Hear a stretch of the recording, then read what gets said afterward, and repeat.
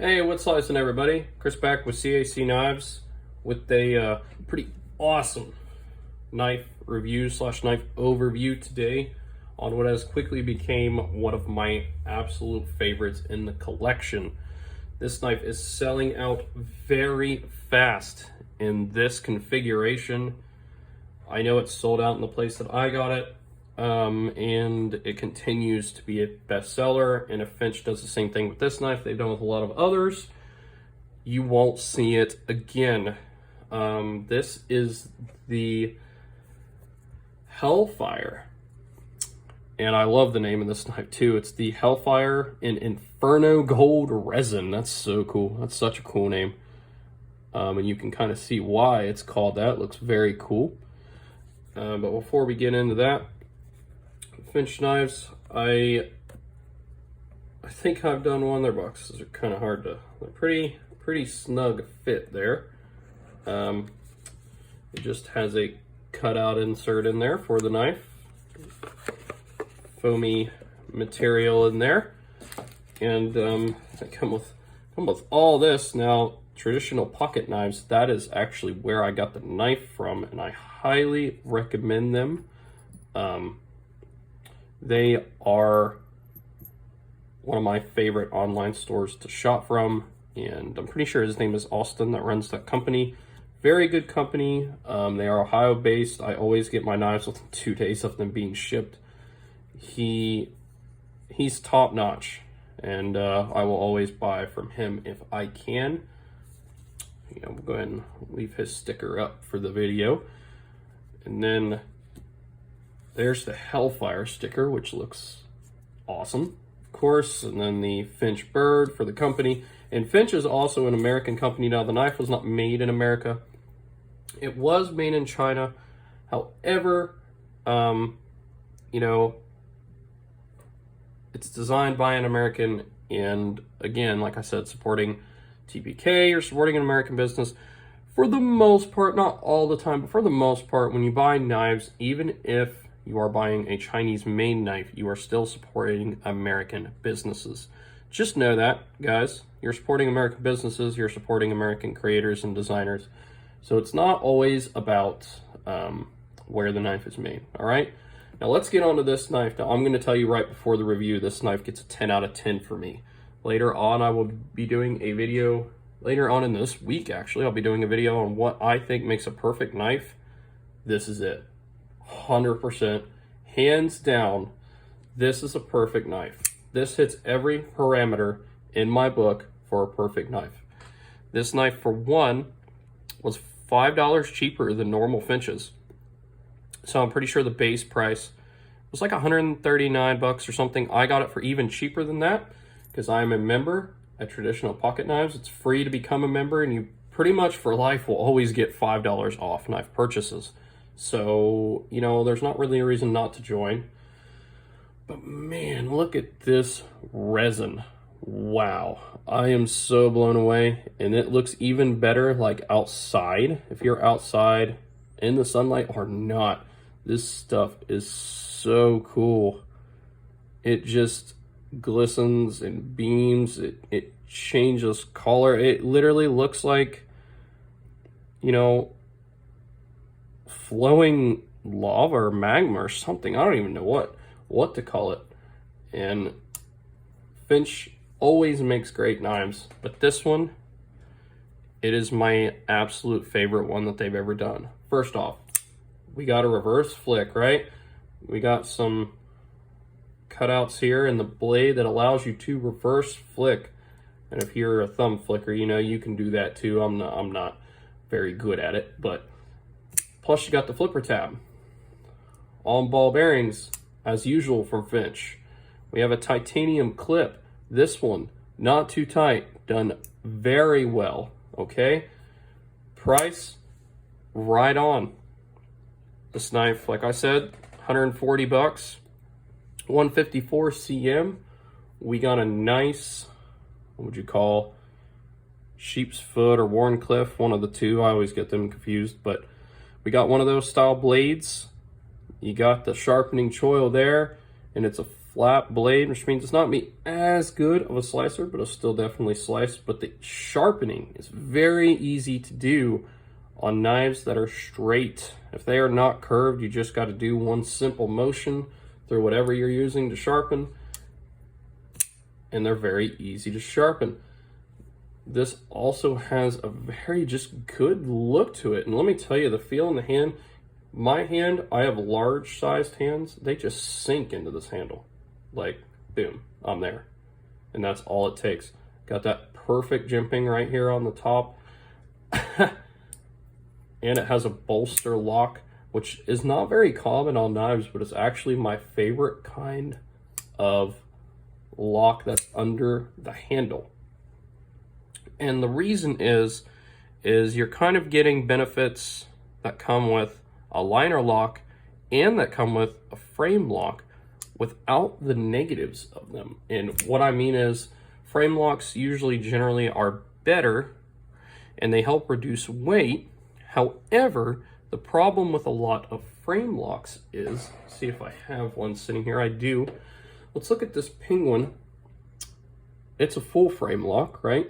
And you can see the difference in a frame lock and a bolster lock. A bolster just has some of the lock showing, where the frame lock, the whole lock is showing. And the difference in that is that if you're pushing on this frame on the other side, when you go to open the knife, it's a lot more difficult to open. I'm not going to do it because I don't want to hurt my finger, but you have to stay off that lock to get the knife to open comfortably. On a bolster lock, you don't really have to worry about that. And the reason being is because most people's fingers aren't going to be just on that little spot up top. See where my fingers naturally go? They're naturally going up to about here, but they're not touching that lock. So you're not pushing down on the blade, which means that blade is just going to slide out, and this knife just gets smoother and smoother the more that I open it. Oh, I love this knife, guys. The fit and finish are perfect as always from Finch. They do a quality control check, Finch does. Before every knife leaves their warehouse, they check them over and make sure that they are top notch and ready to go. This thing, I could just look at this thing all day long, and it just doesn't cease to amaze me. If you want to see what it looks like in the sunlight, I took some pictures and put them on my Instagram at CAC_knives, and you can go check it out there. I'm doing my best to get it on video. Let's give you a nice zoomed up of that gold, they call it again, the Inferno Gold Resin. Very cool. It's also the first time I've seen this exact resin on a knife. I've seen some things that are similar. I've never seen something that looks quite like this. Now let's compare it to another resin that I have on another one of my knives. This is a one-off semi-custom here, so you can't find this one, but this also has resin in it, as you can tell. And while the green and black resin is good, I do not think it's near as good as this gold. Now, and that's just, that's just my opinion. Granted, the green does look better in person than it does on the camera, but wow, this is done so well. Like I said, you guys don't want to wait around for this one. I know on TPK, this knife sold in under 3 days. Okay, on the third day it sold out, and it sold out about, or should I, they were released Friday morning. They were down to like 10 by Saturday, and the last one sold, midday on Sunday, I believe. So yeah, it sold out quick. And as far as the size goes, it's also, it's a great size. It is, about right there on the perfect size scale for EDC.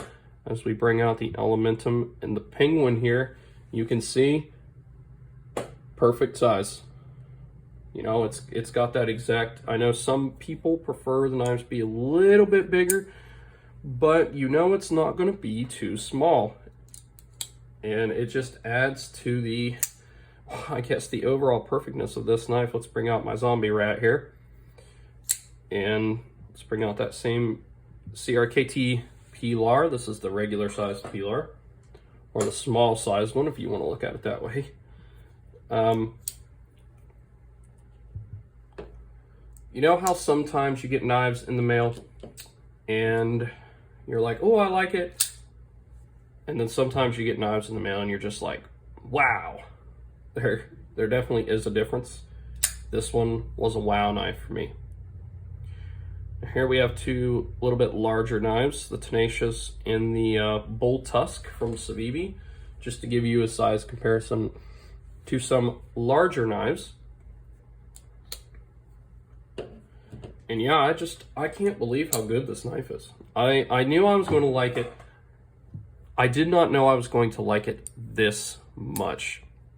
It's not a bad weight. I know a lot of people would maybe prefer Finch use a little bit more titanium, but then they'd have to raise their price. And $140 for a US designer that's paying for their knife to be produced by a good Chinese company. I'm not 100% sure who the manufacturer is for these.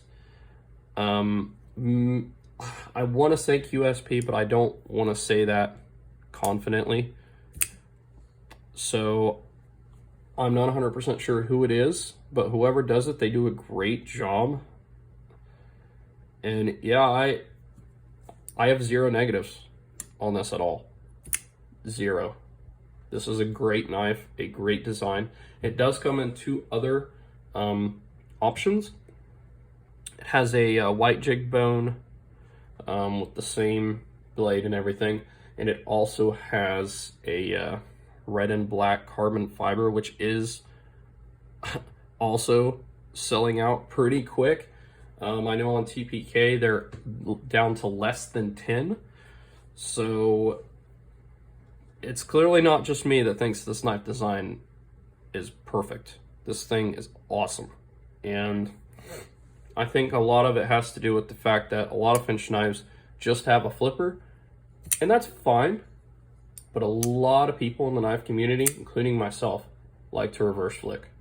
And the fact that they added that to this one, oh, it just makes it so much better. I will carry this all the time. I know this thing will get a lot of pocket time in the future. Another thing with some Finches is sometimes their clips are a little bit tight, but this one, I'm not seeing that as a problem. Even without just sliding it into my pocket, I can pick it up with my finger very easily. I'm just overall really impressed with this knife. Good job, Finch. Let me know what you guys think in the comments. Do you like it? Even if you don't like this resin, I'm sure one of the three options fits your kind of style. I know some people that watch the channel specifically like Damascus blades. I don't think Finch has ever done that yet. Maybe they will eventually.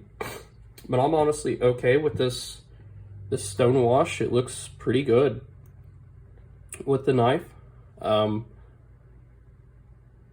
Sometimes I don't always need Damascus on my knives. I like my knives to be crazy, so, and usually the only thing you can do to blades is put Damascus on them. But yeah, let me know what you guys think in the comments. Did Finch knock it out of the park with this? I personally think they did. It is a great knife and a great design, and I'm very excited to see what they do in the future with this kind of resin stuff. They've been really doing good with it here lately, and I know a lot of people have been loving it, so hopefully that's a sign that they'll continue to do it in the future. I'm hoping they start mixing colors. That would be so cool if they started having like red and blue, you know, green and purple and stuff like that. Those would sell out so fast. Finch, if you're listening, those would sell out very fast. Yeah, but with that, guys, I will leave you to it and have a good rest of your day.